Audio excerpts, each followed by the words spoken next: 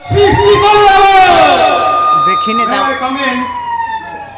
এসো বৎস, বলো বলো তোমার কি প্রার্থনা?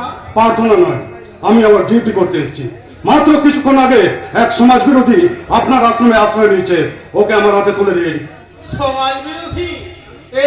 আনন্দে বসে আপনি হাসছেন? অনেকদিন পর হাসলাম তোমার এই প্রলাপ শুনে। আমরা গুরুদেব সারা বিশ্ব জুড়ে আমার 5,000 কোটি শিষ্য আছে, তাদের মধ্যে রোজ প্রায় 10-12 লাখ শিষ্য আমার এক চরম দর্শন করতে আসে।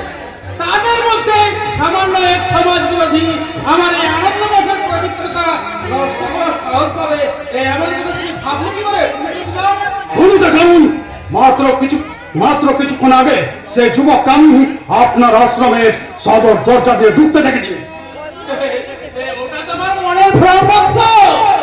কয়েক মিনিট কেন, কয়েক ঘন্টার মধ্যে কোন জনপ্রাণী এখানে প্রবেশ করেনি আর করবেও না।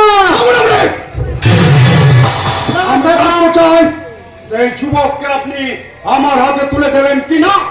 ক্রোধ ত্যাগ করে বৎস, ক্রোধেই হলো ধ্বংসের মূল সূচনা। আর ছলনাটাও ধ্বংসের আরেক সূচনা মিস্টার অবতার। কি বললে? আমি ভেতরটা সার্চ করব। নিশ্চয় করবে, নিশ্চয় করবে। তা তুমি সার্চিং অর্ডারটা নিয়ে এসেছো তো অফিসার? What?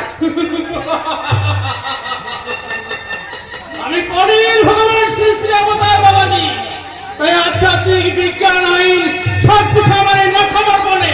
কাজে এটুকু তোমার জানা থাকা উচিত যে কোনো সার্চিং অর্ডার ছাড়া কখনো কোনো মন্দির, মঠ বা কোনো সাধু ব্যক্তির বাড়ি তুমি সার্চ করতে পারো না। ওকে মিস্টার অবতার, আজ আমি ব্যর্থ হয়ে ফিরে যাচ্ছি ঠিকই, কিন্তু আমি আবার আসবো।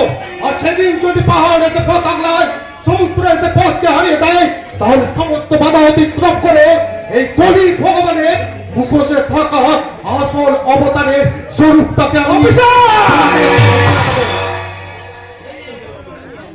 Do you understand?